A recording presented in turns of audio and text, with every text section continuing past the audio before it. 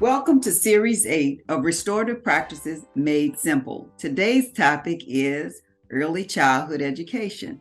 And my name is Dr. Gaye Lang. I'm your host. I'm the statewide director for restorative discipline practices at the Texas Education Agency. We have two panelists with us today that have experienced early childhood implementation in their school district. So I will allow them to introduce themselves first, and then we'll come back around and start our interview process. Ms. Hall? Hi, Dr. Lang. My name is Ms. Hall. I am a school social worker with Robstown ISD. I utilize restorative practices now for 4 years, and I just appreciate the relationship building and the simplicity, but effectiveness that it has across all ages. Thank you so much, Ms. Hall. Mr. Leon? Hi, I'm Christian DeLeon. I'm also a social worker with Robstown ISD, and I've been with the district for about 4 years. The district was already utilizing restorative when I started. I jumped in right after the implementation process started, and I fell in love with it as soon as I was trained.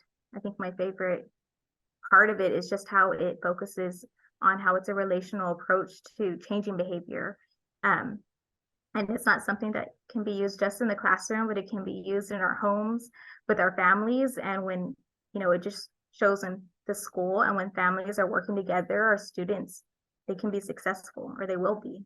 Oh, yeah. It can be used anywhere. It's cross-cultural. It's everything. You can use it anytime, any place, anywhere. And I think that if we could build relationships at home and teach parents how to use it, they begin to see the benefit of it as well and help the students. So when they get to school, it's even better. So that is a good benefit of it for sure. So, Ms. DeLeon, I wanted to ask you, you have implemented restorative along with Ms. Hall in Robstown for the early childhood. Can you give me an example when you were doing the implementation process, something you went through, or maybe an example of one of the teachers you were working with and some of the students, some of the outcomes? So we had one classroom that I worked with a lot. It was a kindergarten classroom.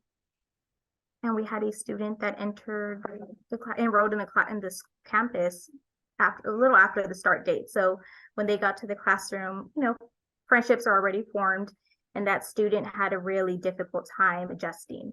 And so we worked closely with that teacher to make sure we were utilizing restorative chats, having circles, not only to build those connections, but really to help the students learn, hey, I have a peer that's struggling. Like, how can I help? What's something I can do? And it took a while. It was a very difficult period for a little while, but that student was successful. She was able to eventually adjust well in that classroom, and she excelled, and she just graduated kindergarten. All right, very good.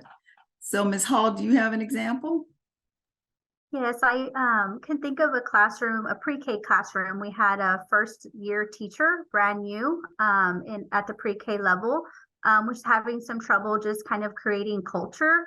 And so with this, model, we were able to kind of help her identify like how to create a classroom that students can anticipate what's coming, creating a schedule, using visual aids so that they knew that before this, they're doing that, not just utilizing their words, but giving them aspects on how they can visually see that, anticipate what the school day was like. In addition, I think just also being flexible and know that every child is very different, and being there and being supportive along the way. So small things are successes, and those should be recognized as well. So, with all those components, I think just giving her a framework of something to work with allowed her to understand that, it is an evolving process, but with consistency and structure over time, it's not only helpful for her, but as her classroom as a whole. Yeah, it does help a lot. So I'm glad you all keep mentioning it's a process, because people want to do the magic wand trick, snap your fingers, it's done. It takes a while. It didn't get like that overnight, and you're not going to fix it overnight either. It takes a while, and it takes some commitment too and consistency. Both of you are social workers, so you're not really classroom teachers. How did you get involved with this in the first place, and is it effective? How do you get to those schools? How do you help them implement? Ms. Hall, how did you begin this process? Because I know Ms. Leon came after you had already started. So how did the social worker the district social workers are pushing out restorative. I mean, how did that happen? Initially, we were working closely with administration on creating like who are going to be our administrators, who are going to be our campus coordinators. What does this look like at a campus level? What does it look at a district level? And just really also identifying and seeing trends across the district. So we're seeing some classrooms, they have a respect agreement. They're understanding that, the teacher is comfortable with that. That's great. But also knowing that not everybody is comfortable with something new. So being available to provide that ongoing support for staff on what does it look like and actually experiencing the circle. I think that's what we have found to be the most effective, whether it be in a classroom or using it with our administration, because once you really experience the circle, I think all of the components of what we talk about really comes together. Oh, I see. So you were there as technical support to help them get through the process. Ms. DeLeon, do you have anything you want to share about how in the world did the social worker side of all this work out with the classroom teacher side? I think exactly what Ms. Hall said. We were there to really be that extra support. I know at one of my campuses, we kind of worked with the principal and said, hey, let's start with one grade, and every week we're going to be going in and doing a circle. So that way teachers kind of see the process. They are able to not only see when they get to like be a part of one, not only as a facilitator, but also as a participant. And I think that really helped the teachers feel a lot more comfortable. Like, hey, this isn't so hard. I can do this. Or they realized I'm already using a lot of these components in my class. If I just do it in this structured way, we'll start seeing those results. Yeah, morning circles are big in elementary school. And if morning circles could add the talking piece, the values, and the guidelines, it is now a restorative circle. You're already meeting with them. The talking piece allows every child to have a voice. It teaches them how to wait their turn. So once you implement some of the tools inside of what they're already doing, it is not as difficult as they would have imagined it would have been.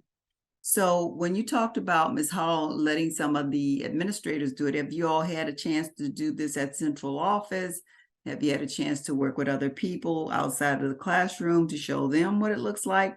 If so, can you share a little bit of that? Yeah, so we are fortunate to be a part of like a cabinet. So we have utilized that during our cabinet meetings where we're able to work with all directors across the district and say, hey, you know what, we really also need to regroup. And so while there's an agenda to talk about what each department is doing, we're definitely grateful that we're able to utilize that time with our administration to say, let's just talk about what our memories are of, being in school. Because I think when we have that personal connection to why we're here, and we realize like even as adults that do know each other and work together very frequently, there's always room to learn more about each other, and there's always room to build that connection.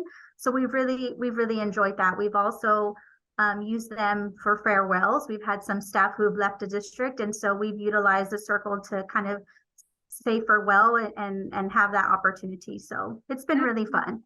Oh, wow, that's really nice. A good way to use it too and have people exposed to it, Ms. DeLeon, did you want to add anything to it?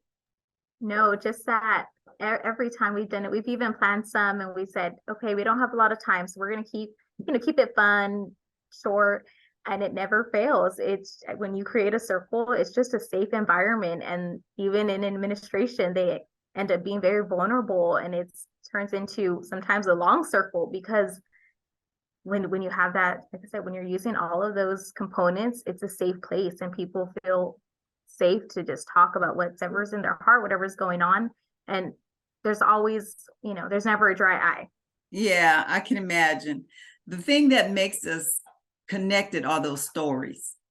When you tell stories, people connect to each other's stories rather quickly because it allows us to see the humanness in each of us. And I think that storytelling, that whole piece of valuing each other's time and who they are as people makes the restorative process really wonderful and very valuable to any organization or group of people.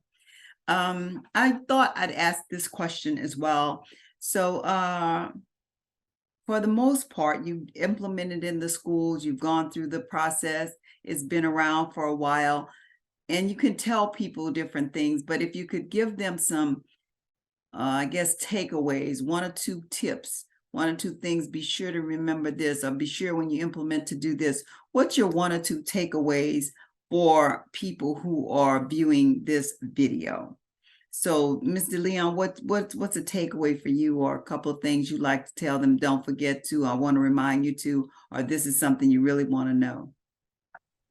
I think one is, like we mentioned earlier, it's a process. I know it can sometimes feel overwhelming when we don't see those results right away, but when the restorative practices is done consistently with fidelity, the students are gonna see results. They're going to have those relationships and have those strong bonds to be successful, that are going to help them be successful.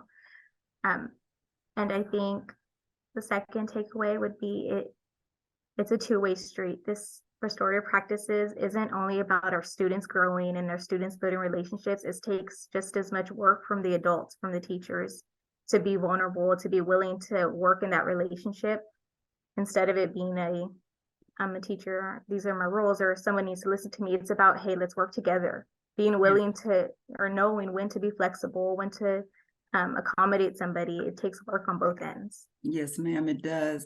One of the books that we use is called Toddler Discipline for All Ages and Stages by Aubrey Hogress. And some of the things she talked about in there was being flexible, being able to relate to the students, giving them a chance, giving them wait time. The book was phenomenal. We're going to give you the worksheet that goes with that video as well for the U.S. Department of Education, and we'll make sure we drop the title of this book in.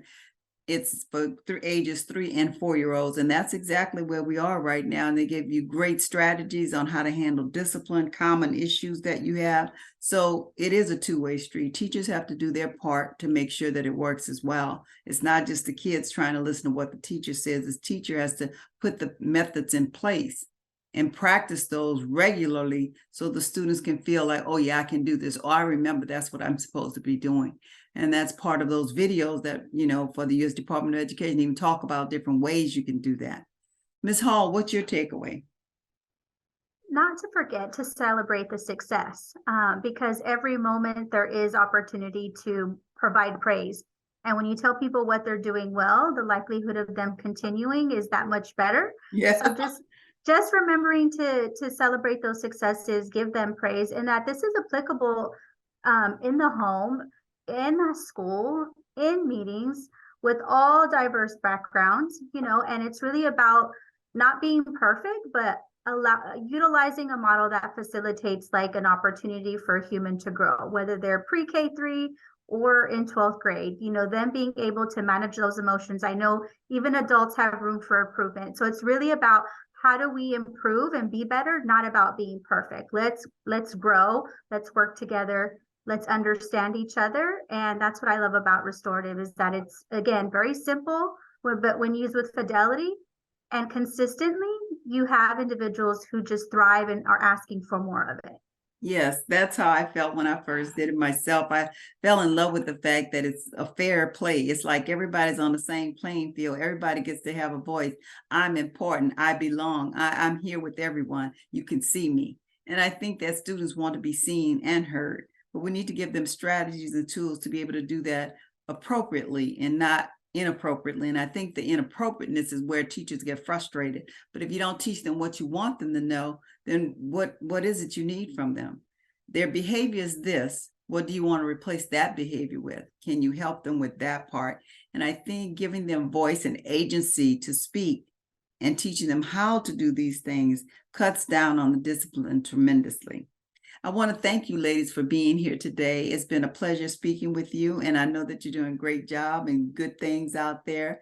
And to our viewers and listeners, until next time, keep listening. Thank you.